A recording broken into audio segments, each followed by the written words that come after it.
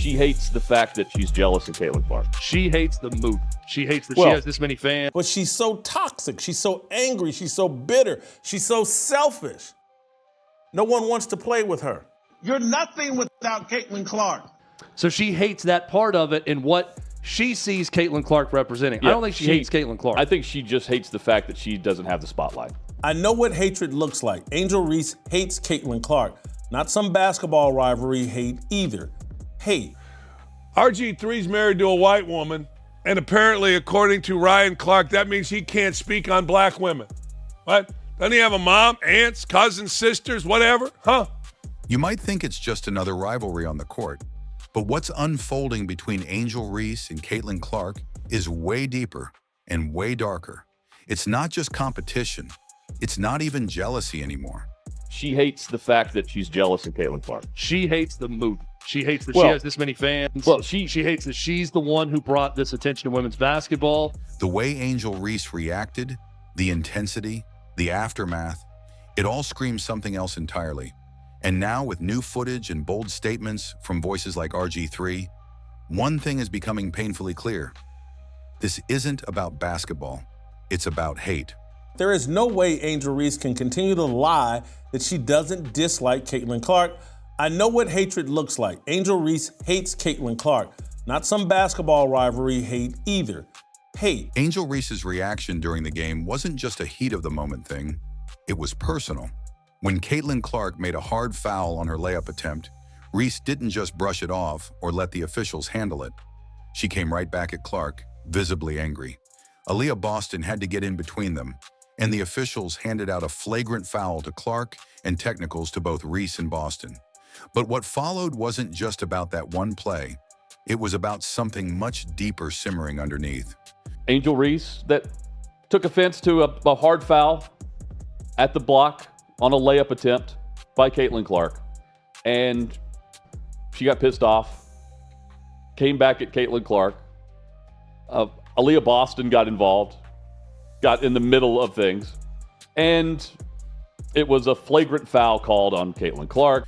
Reese's response lit a firestorm online, with many, including RG3, calling it out for what it truly was. He didn't call it rivalry. He didn't call it trash talk. He called it hate. Hate, not towards Caitlin Clark as a person, but towards what she represents. Reese isn't just upset that Clark gets attention. She's furious about it.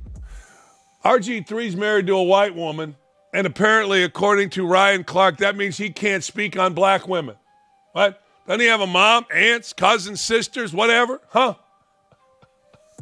So Barack Obama is biracial. Does that mean he can speak on everyone, or does that mean he can't speak on no one? Well, he's not white. Well, he's not black. So he can't speak on anyone according to these idiots? There's resentment toward the way Clark has taken the spotlight, and in doing so, become the face of women's basketball almost overnight. Reese sees the league bending around Clark's presence, and for her, it's a painful reminder that despite her own accomplishments, the spotlight isn't hers anymore. That pain shows every time these two share a court. Reese's body language, her energy, her words, it's not just competitive fire, it's a bitter resistance to being pushed into the shadows. And in that resistance, what was once seen as rivalry is now looking a lot more like hostility. She's a great rebounder, a great defender, could be an effective player in the WNBA, but she's so toxic, she's so angry, she's so bitter, she's so selfish. No one wants to play with her. That message, didn't the weigh-ins used to? There should be a message there that people are missing. That this whole persona that she's taken on, it's toxic. This isn't new. The signs have been there from the beginning. Since that national championship game when Angel Reese famously taunted Caitlin Clark right after the final buzzer. That moment wasn't just about trash talk, it was a glimpse into a deeper emotion that many brushed off as passion or competitiveness. But over time, it became harder to deny. Now, even those who once defended Reese are starting to say what's been obvious all along. Last year, there were many people, and I believe RG3 might have been one of them initially, who were saying that Angel Reese is just a basketball player. She's done nothing wrong, and she's just a hard-nosed player, and there should be no jealousy, who are now stating the obvious. I see a lot of parallels here between the two subjects and how people are now suddenly coming around. Robert Griffin III, who previously supported Angel, finally admitted what many fans had been whispering for months. This isn't just competitive fire, it's hate. Not the kind of hate born on the court between rivals, but a resentful, bitter animosity that's grown as Caitlin Clark's fame continues to rise. Reese didn't just take issue with Clark's game. She took it personally that Clark, and not her, had become the face of the league. I mean, we got a coattail rider situation that's happened here. All right? Now, he's right. Angel Reese is probably the second most recognizable player, but that's of a league where a lot of players most people can't pick out of a lineup outside of Caitlin Clark. So I don't know what that says exactly, but he's right. And these players, there's several of them. And the most telling part? Caitlin Clark never did anything to provoke this, not on a personal level. She didn't insult Reese. She didn't go after her publicly. In fact, all Clark did was play her game and shine brighter than anyone expected. But for Reese, that was enough. Enough to make her lash out. Enough to make her walk into every matchup against Clark with a chip on her shoulder the size of the arena. Enough to make what should have been healthy competition into something toxic. Angel Reese believes she's underpaid. In a league benefiting significantly from Caitlin Clark, Reese hates the one player who might lead the league to profitability. Reese hates the player who has made her rich and famous. Reese is probably the 30th best player in the WNBA. Because of her one-sided feud with Caitlin Clark, she's arguably the second most recognizable player in the league and earning millions of dollars off the court. This is insanity. Why hate Caitlin Clark? This didn't come out of nowhere. It's been building. And now with every hard foul, every sideline stare, every tense post-game interview, it becomes clearer. The hate isn't subtle anymore. It's front and center. From the very beginning, Angel Reese's attitude toward Caitlin Clark has never felt like just a typical on-court rivalry. It had a different energy, heavier, sharper, and unmistakably personal. When Reese first taunted Clark after the NCAA championship game, many shrugged it off as just the fire of competition. But as the months rolled on, and the moments between them grew more charged, it became impossible to ignore what was really unfolding. This wasn't about basketball anymore. It was personal resentment turning into open hostility. People go to games. Angel Reese has set herself up as the villain to Caitlin Clark, and people reacted. It has been intentional. It has made Angel Reese the barnacle on Caitlin Clark's ass. So, people react to that, just like any other sport. Even voices who once defended Reese's actions have started to change their tune. RG3, once supportive, didn't hold back this time. He looked straight into the camera and said what most had been thinking. Angel Reese doesn't just dislike Caitlin Clark, she hates her, and not in the way athletes typically hate a rival who pushes them to be better. This was something more bitter, more visceral. It was the kind of hate that can't be explained away by fouls or competition. It was deeper than any one play or post-game quote. It was hate rooted in seeing someone else, someone unexpected, take a spotlight you thought belonged to you. The reason I'm not hitting Robert or Ryan privately is because I think this conversation needs to transcend a private text message or a private phone call. Like, I really want people to hear this. What ultimately has been won? What's been won? Some retweets. Oh, you got figuratively dunked on. Oh, you got figuratively dunked on. Somebody's been called a coon here. Somebody's been called a racist here. Somebody's been called a sellout here. Somebody's been said they're dancing for the man here. But what's actually been won? Now, Robert's like implying that it's a bad look for ESPN, thus like maybe I should put Ryan's job in jeopardy. And then my dog Ryan's going back at Robert Griffin saying like he's the worst teammate ever. Just what's been won? What? Who's winning? Not people that look like me. And yet, through it all, Caitlin Clark remained quiet. She didn't retaliate with words or gestures. She didn't throw shade in interviews. She didn't even respond to the noise. That silence only made things worse for Reese, whose every move seemed to be more about proving a point than playing the game. While Clark continued to let her talent speak, Reese appeared to become increasingly consumed by a rivalry that she kept feeding. even when the basketball didn't justify it.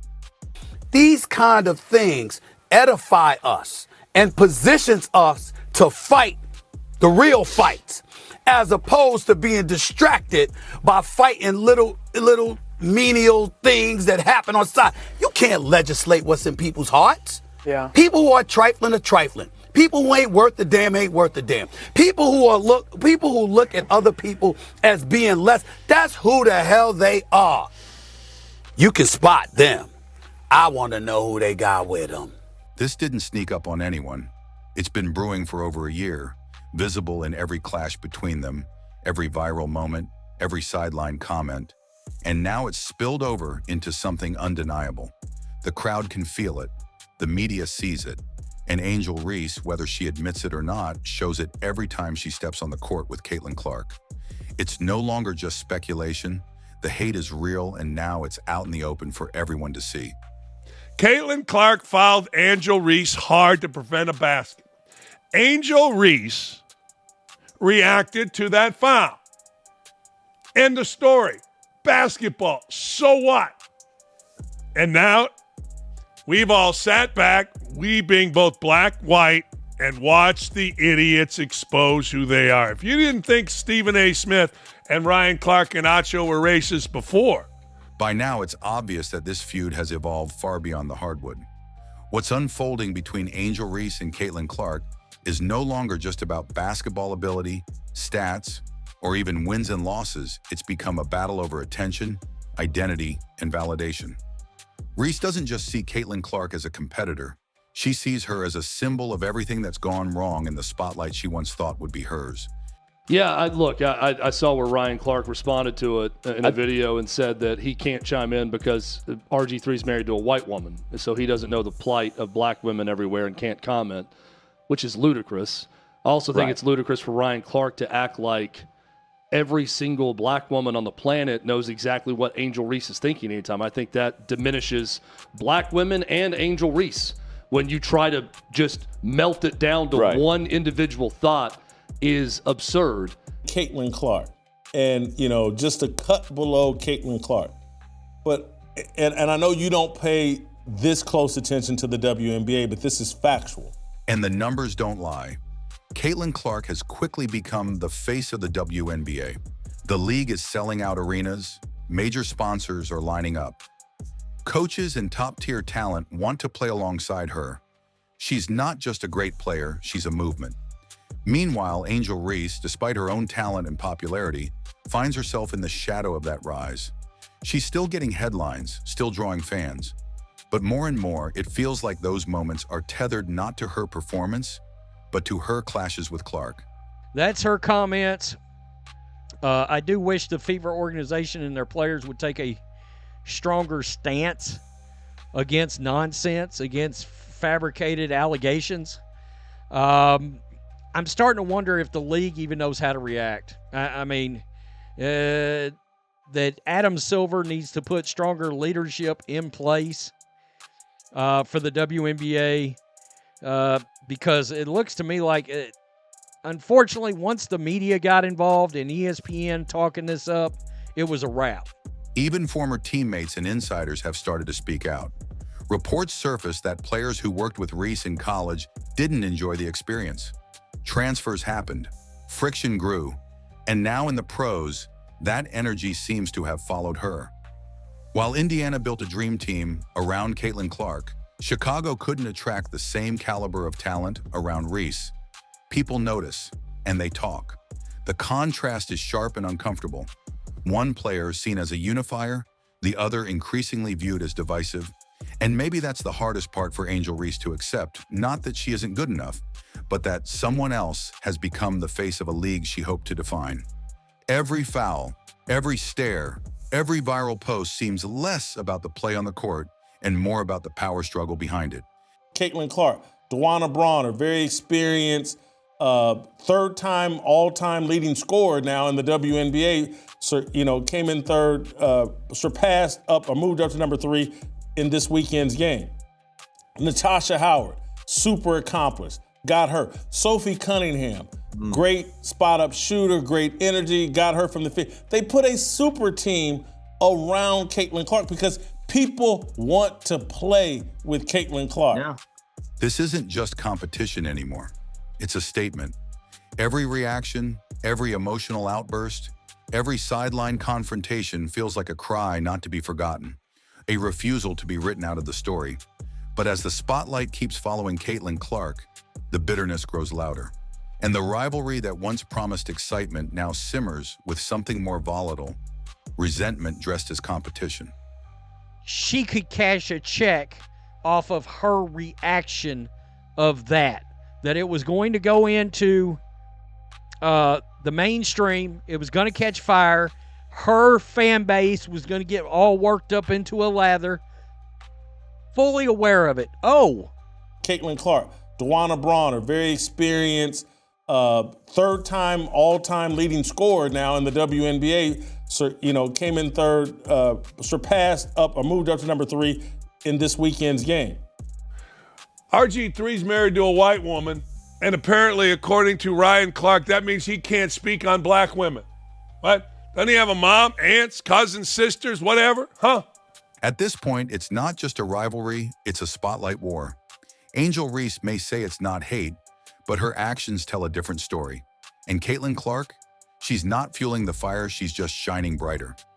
One thing's clear, this drama isn't ending anytime soon. And as long as they share the court, the tension will keep writing headlines.